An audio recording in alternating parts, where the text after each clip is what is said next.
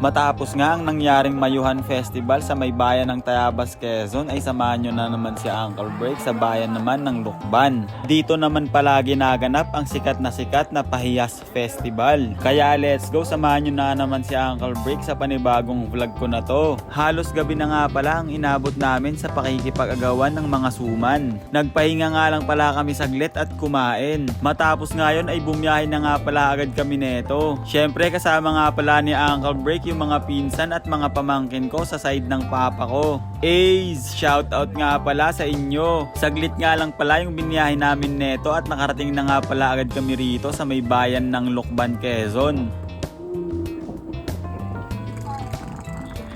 At dahil nga gabi na kami nakarating dito sa may bayan ng Lukban, kaya yung house decorating contest na nga lang pala yung naabutan namin. Ito nga pala yung isa sa mga pinaka-highlight ng Pahiyas Festival, kung saan dinedesenyohan nga pala ng mga tao yung kanilang mga bahay. Pagandahan at pakulayan nga dapat dahil meron nga pala itong papremyo.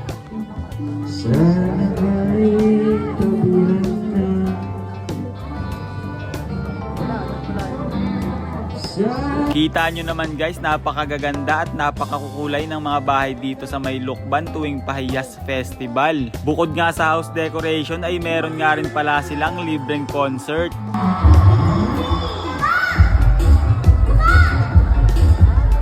Talaga namang dinadayo at pinupuntahan tong concert na to dahil nga napakaraming tao ng pagkapunta namin. At ito naman pala yung isa sa mga napaka-colorful na arko dito sa may Pahiyas Festival. Tamang post na nga pala niyan dito yung nanay kong maganda at yung bunso kong kapatid na pango. Habang yung kuya ko namang cute ay tuwang-tuwa rito sa napakalaking ulo ng kalabaw na estatwa. Picturean ko raw siya kaso tignan nyo naman guys, napakalikot niya.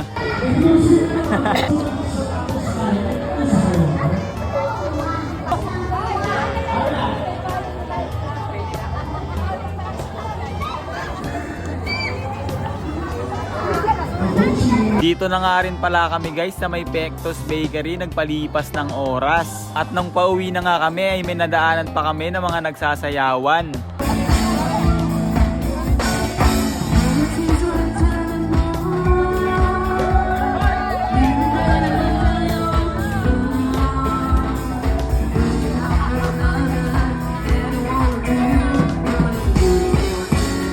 Marami pa nga pala kami yan dito nakita ng mga bahay na napakagaganda at napaka-engrande ng mga disenyo. Grabe yung tradisyon ng mga taga-Lukban, Quezon sa Pahiyas Festival. Talaga namang makikita mo yung mga talento at galing nila sa paggawa ng arts and crafts. Kagaya na nga lang pala netong isang stage na pwedeng picturean. Ang galing dahil gawa nga lang pala ito sa mga bagay na makikita mo sa isang bukirin. Marami pa nga palang ibang magagandang disenyo na gawa rin ng taga-Lukban, Quezon. Kagaya na nga lang rin netong isang stage na po pwede ring pagpicturean. At marami pa nga palang iba.